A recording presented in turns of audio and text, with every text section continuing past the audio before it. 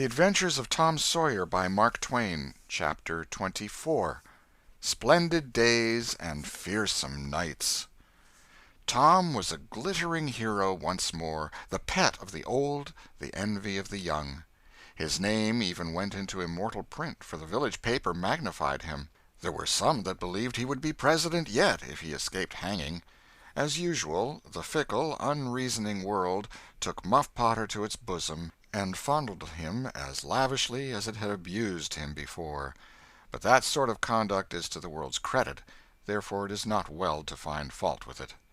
Tom's days were days of splendor and exaltation to him, but his nights were seasons of horror. Injun Joe infested all his dreams, and always with doom in his eye. Hardly any temptation could persuade the boy to stir abroad after nightfall. Poor Huck was in the same state of wretchedness and terror, for Tom had told the whole story to the lawyer the night before the great day of the trial, and Huck was sore afraid that his share in the business might leak out yet, notwithstanding Injun Joe's flight had saved him the suffering of testifying in court. The poor fellow had got the attorney to promise secrecy, but what of that, since Tom's harassed conscience had managed to drive him to the lawyer's house by night and wring a dread tale from lips that had been sealed with the dismalest and most formidable of oaths. Huck's confidence in the human race was well nigh obliterated. Daily, Muff Potter's gratitude made Tom glad he had spoken, but nightly he wished he had sealed up his tongue. Half the time Tom was afraid Injun Joe would never be captured, the other half he was afraid he would be. He felt sure he never could draw a safe breath again until that man was dead and he had seen the corpse. Rewards had been offered, the country had been scoured, but no Injun Joe was found. One of those omniscient and awe-inspiring marvels, a detective, came up from St. Louis, moused around, shook his head, looked wise, and made that sort of astounding success which members of the craft usually achieve. That is to say, he found a clue. But you can't hang a clue for murder, and so after that detective had got through and gone home, Tom felt just as insecure as he was before. The slow days drifted on, and each left behind it a slightly lightened weight of apprehension. End of Chapter 24. Chapter 25. Seeking the Buried Treasure.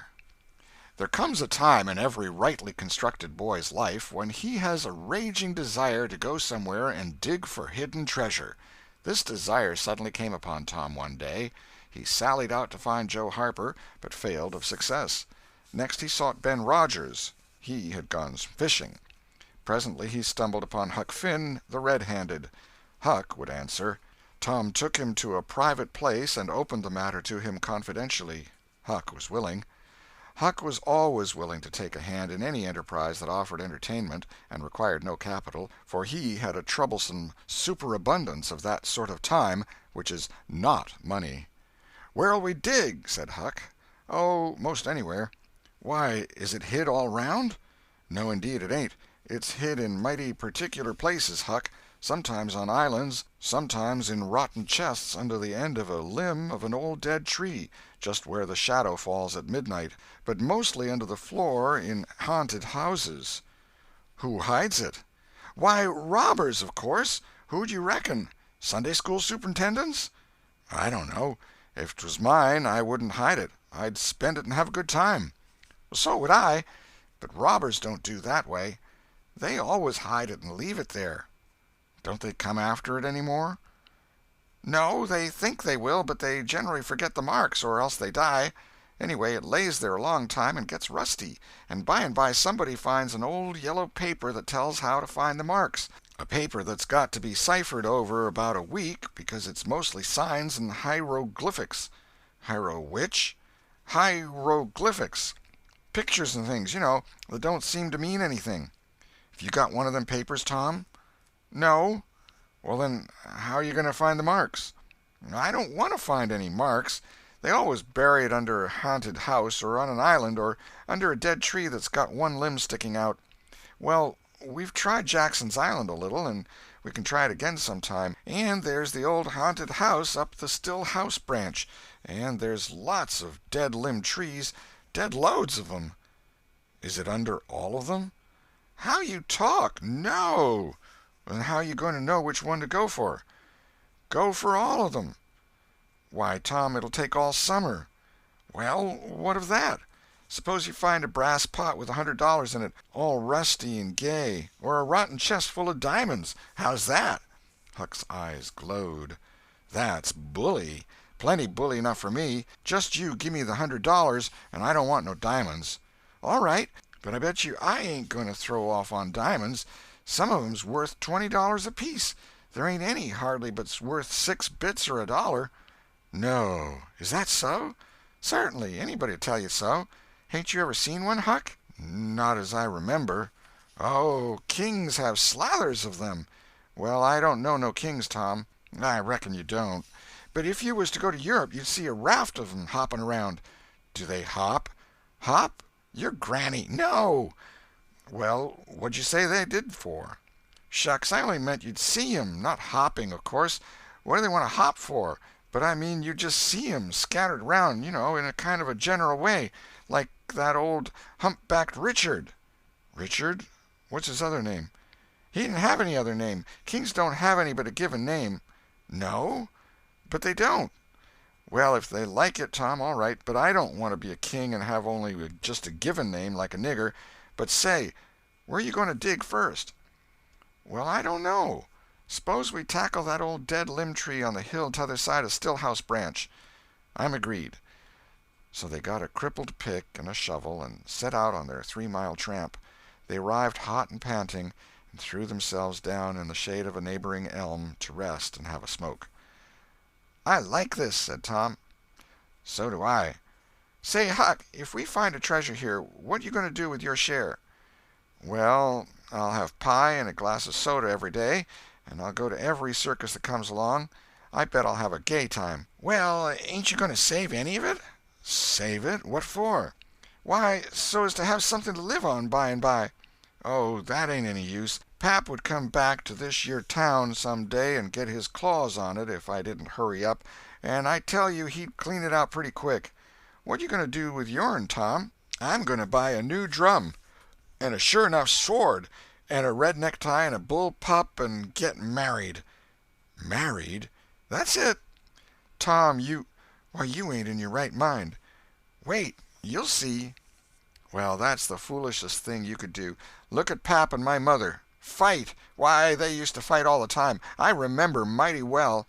That ain't anything. The girl I'm going to marry won't fight. Tom, I reckon they're all alike. They'll all comb a body. Now, you better think about this a while. I tell you, you better. What's the name of the gal? It ain't a gal at all. It's a girl. It's all the same, I reckon. Some says gal, some says girl. Both's right, like enough. Anyway, what's her name, Tom? I'll tell you sometime, not now. All right, that'll do. Only if you get married, I'll be more lonesomer than ever. No, you won't. You'll come and live with me. Now, stir out of this, and we'll go to digging. They worked and sweated for half an hour. No result. They toiled another half hour. Still no result. Huck said, Do they always bury it as deep as this? Sometimes, not always. Not generally. I reckon we haven't got the right place. So they chose a new spot and began again. The labor dragged a little, but still they made progress. They pegged away in silence for some time. Finally, Huck leaned on his shovel, swabbed the beaded drops from his brow with his sleeve, and said, Where are you going to dig next, after we get this one? I reckon maybe we'll tackle the old tree that's over yonder on Cardiff Hill, back of the widow's. I reckon that'll be a good one. But won't the widow take it away from us, Tom? It's on her land. She take it away? Maybe she'd like to try it once. Whoever finds one of these hid treasures, it belongs to him. It don't make any difference whose land it's on. That was satisfactory. The work went on. By and by Huck said, Blame it, we must be in the wrong place again. What do you think? It is mighty curious, Huck. I don't understand it. Sometimes witches interfere. I reckon maybe that's what's the trouble now. Shucks, witches ain't got no power in the daytime. Well, that's so. I didn't think of that. Oh, I know what the matter is. What a blamed lot of fools we are. You got to find out where the shadow of the limb falls at midnight, and that's where you dig. Then, consound it, we fooled away all this work for nothing. Now, hang it all, we've got to come back in the night. It's an awful long way. Can you get out?" "I bet I will. We've got to do it tonight, too, because if somebody sees these holes they'll know in a minute what's here, and they'll go for it." "Well, I'll come around and mow tonight." "All right. Let's hide the tools in the bushes." The boys were there that night about the appointed time. They sat in the shadow, waiting. It was a lonely place, and an hour made solemn by old traditions. Spirits whispered in the rustling leaves, ghosts lurked in the murky nooks, the deep baying of a hound floated up out of the distance, an owl answered with his sepulchral note. The boys were subdued by these solemnities, and talked little. By and by they judged that 12 had come. They marked where the shadow fell, and began to dig. Their hopes commenced to rise. Their interest grew stronger, and their industry kept pace with it. The hole deepened and still deepened, but every time their hearts jumped to hear the pick strike upon something, they only suffered a new disappointment. It was only a stone or a chunk.